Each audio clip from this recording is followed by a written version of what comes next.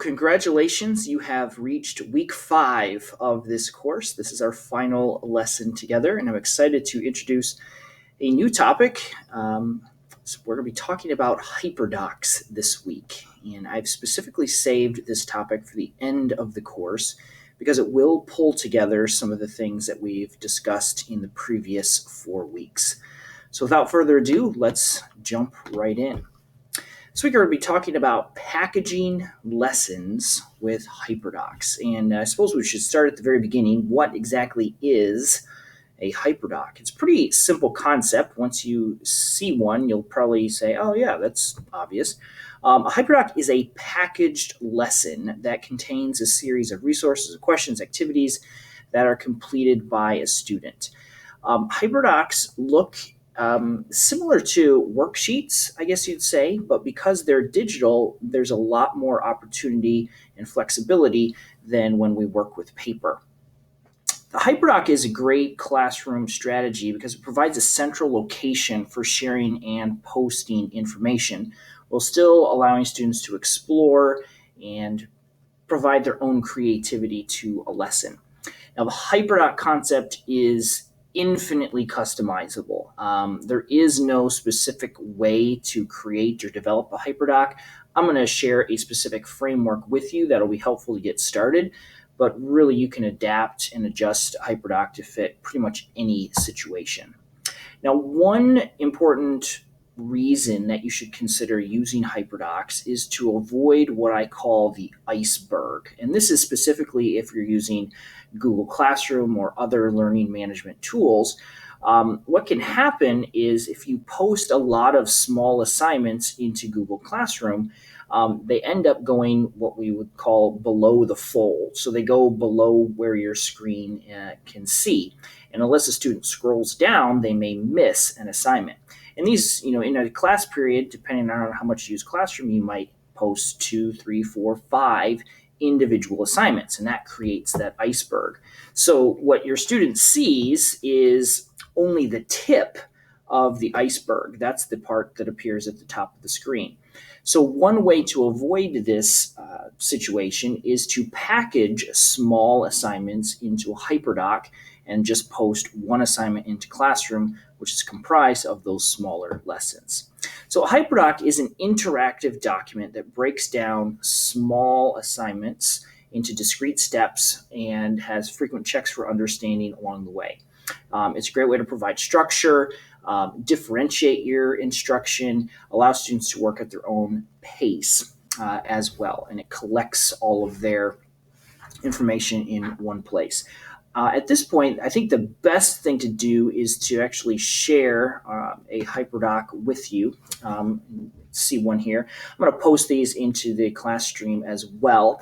Here's an example here that was created for a middle school science classroom. The topic of this particular Hyperdoc is the reason for the season. This is a lesson on why the seasons occur. And it's probably difficult for you to see on the screen, but I'll post the original. On the left side, the column, it says text media to teach me. And on the right column, it says things that I learned makes me think. The left column is where you, the teacher, will put lessons, guiding questions, and links to resources, and then the students are going to type their responses or complete various activities in the right column. So in this particular Hyperdoc, there are 5 different steps. The first one is to watch a YouTube video and then respond to a discussion question, and then read an article and respond to a question. Then there's an interactive thing link image that students will look at and participate in a collaborative activity, then watch another video, and then finally the students would take a quiz on the information that they've learned. So that's just one example. Here's another one. This one is a high school lesson. This one is more complex. It would probably take 3 to 5 class periods to complete this one.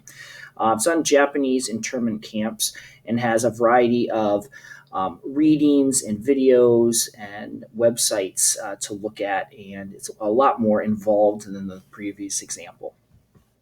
Now, Hyperdocs don't have to be limited to actual documents. Hyperdoc is just, again, a very broad term, but you could create a Hyperdoc in Google Drawing, which we looked at, in Google Slides.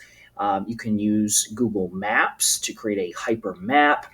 Blendspace, ThingLink, these are just a few tools that would work well for the creation of a Hyperdoc. I'm going to post an example here of a Google Slides example. This one's kind of interesting. This is a literature exploration that goes along with the book Tales of a Fourth Grade Nothing. Students are completing various activities related to the book. Here's an example using Blendspace. This one is on the periodic table where there's a bunch of guided activities to explore the periodic table. And then ThingLink is a tool that I've used in the past and I think is pretty cool. Allows you to take an image and then place interactive little markers on that image that can link to videos and articles and websites and Google Forms and literally anything that you want. So I'll link to that one as well. So to put together a Hyperdoc, it does take some time. This is not something that you'll whip together quickly. But the first thing you want to do is to pick a tool that you're familiar with. If it is Google Docs or Google Slides, that's a great place to start and develop from there. Now, creating a Hyperdoc is a 4-step process. I'll walk you through them briefly. First, anytime you're designing a lesson, you want to begin with the end in mind. What is your objective? What are you trying to accomplish? And how will students demonstrate that understanding? What are your key questions, the standards that you're teaching? How are you going to grade or evaluate student work? Are you going to end with a quiz, a test? Are you going to do a project and then score it with a rubric? So you want to really make sure that you clearly understand where you're trying to end up.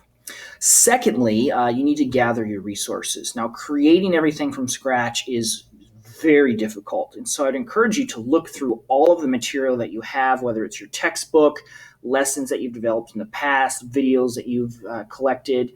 Look at what you have and assemble those pieces into a Hyperdoc. If you don't have enough or you need more, then look for things that other people have already created. Remember, a Hyperdoc is just a packaging of these various mini activities.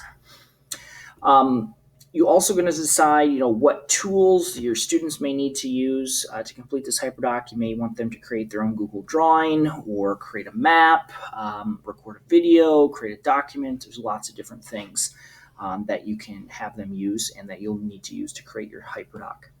And then finally, it's time to actually design and put together your document once you've put all those pieces in place. Now, there's many different Hyperdoc examples. I would recommend, especially for your first one, that you use one called the 5E format. It's very simple. You'll probably recognize it. So the 5 E's are engage, and that's just going to be a very quick kind of hook that's going to engage your students. Frequently, that's a video. They're going to watch a video that's surprising or shocking or interesting, and then they're going to explore, and so they're going to be reading about a topic, learning more about that. Then you're going to ask your students to explain what they've learned, usually by creating something. They might write a paragraph summary, they might create a diagram, create an image, but they need to create something to demonstrate that they understand the concept. And then finally, the elaboration part, that can be a more in-depth creation project if you wish. And then we'll end up with the evaluation. So this might be a quiz using Google Forms. It might be a reflection that they write, or it could be just having them turn in their assignment, which you would then evaluate with a rubric, for example.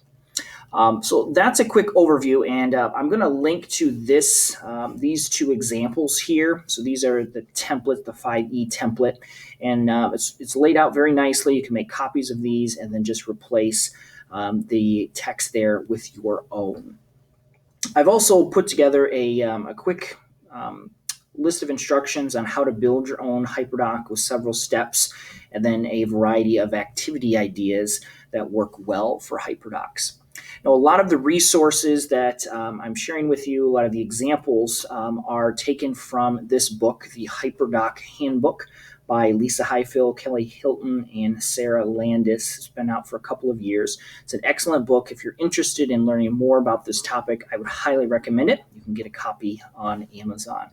So that's all for this week's lesson. What I'd like you to consider doing this week is to make a copy of the 5E template and begin roughly sketching out a lesson that would work well as a Hyperdoc, a lesson specifically for your grade level and subject area. Now, this is a short course. We don't have a ton of time, and I don't think this is really something that you would necessarily develop in a single week or a few days. And so I'm not asking you to build out a full Hyperdoc, just kind of sketch out a basic outline. And then in this week's discussion question, I would like you to chat with us about the concept of a Hyperdoc. Is this a instructional strategy that you could envision yourself implementing into your classroom? Do you think this would work well? Any concerns or questions about the general format? Thanks a lot. Look forward to reading your responses in the course.